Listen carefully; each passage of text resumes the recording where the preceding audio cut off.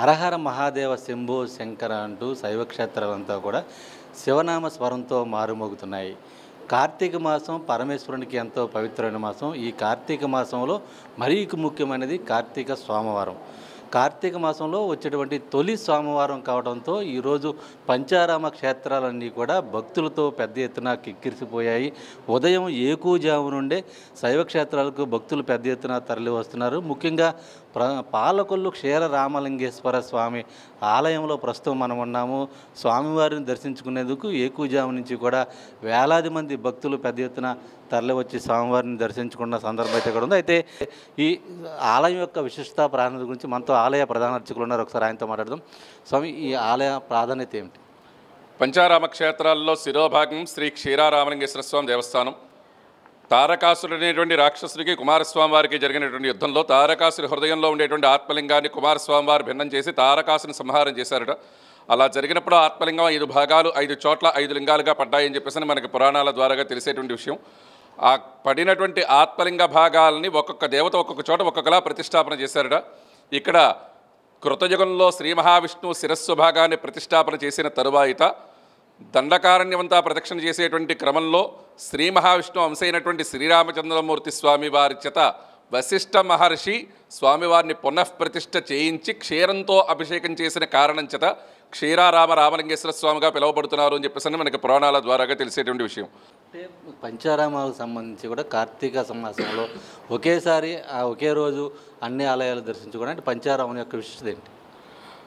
శివుని యొక్క ఆత్మలింగ భాగాలు పడ్డాయి అని చెప్పేసి మనం తెలుసుకున్నాం. అంటే ఇక్కడ స్వామివారికి శిరస్సు భాగం పడటం వలన ఇది శిరస్సు భాగం అని చెప్పేసి మనకి తెలపడం జరుగుతోంది. అలాగే బాహుభాగం అమరావతిలో పడిందిట, 3వది ద్రాక్షారామంలో మొండె భాగం పడిందిట, 4వది భీమవరంలో ఉదర భాగం పడిందిట, 5వది సామర్లకోటలో పాదభాగం పడిందిట. ఇలాగా పంచ ఆరామాలు ఏర్పడ్డాయి. శివుని యొక్క పూర్తి దేహాన్ని దర్శనం చేసుకోవాలి అని చెప్పేసానంటే మనం ఒకరోజు పెట్టుకుని శిరస్సు భాగం నుంచి పాదభాగం దాకా దర్శనం చేసుకుంటే స్వామివారి యొక్క పూర్తి దేహాన్ని దర్శనం చేసుకున్నటువంటి పుణ్య ఫలితాన్ని మనం పొందుతామని చెప్పేసినటువంటి ఉద్దేశంతో పంచారామ క్షేత్రాలన్నిటినీ కూడా ఒక రోజులో దర్శనం చేసుకోవాలని చెప్పేసి భక్తులందరూ కూడా స్వామివారి దర్శనం కోసం అని చెప్పేసి విచ్చేస్తూ ఉంటారు. ఈరోజు కార్తీక మాసం తొలి సోమవారం భక్తుల రద్దీ ఏ విధంగా ఎలా ఉంది? స్వామివారి యొక్క దర్శనం 3 గంటలకి స్వామివారి దేవాలయం తీయడం జరిగింది. 4 గంటల దగ్గర నుంచి స్వామివారికి దర్శనాలు ఇవ్వడం జరుగుతోంది. అలాగే 4 గంటల దగ్గర నుంచి గణపతి పూజ చేసుకుని మహన్యాసం చెప్పి స్వామివారి శివాలయానికి అభిషేకానికి భక్తులందరూ కూడా తరలి వస్తున్నారు. అలాగే అభిషేక మండపంలో ఎటువంటి ఇబ్బంది లేకుండా భక్తుల దర్శనం కోసం అని చెప్పేసి అభిషేకాలు చేసుకోవడం కోసం అని చెప్పేసనని అక్కడ మహన్యాసం చెప్పుకోవడం కోసం అని చెప్పేసనని ఏర్పాటు చేయడం జరిగింది. అలాగే స్వామివారికి ఎంతో ఇష్టమైనటువంటి కార్తీక మాసంలో స్వామివారికి జరిపించేటువంటి ఏకవార రుద్రాభిషేకాలు, ఏకాదశ రుద్రాభిషేకాలు, పాశుపతాభిషేకాలు, కాటకాభిషేకాలు ఇవన్నీ కూడా భక్తి శ్రద్ధలతో భక్తులందరూ కూడా నిర్వర్తించుకుంటూ ఉంటారు. ఇది మొత్తానికి అటు కార్తీక మాసంలో మా పరమేశ్వరుని దర్శనం కోసం పెద్ద ఎత్తున భక్తులు తరలి వస్తున్న సందర్భం అయితే కూడా ఉంది.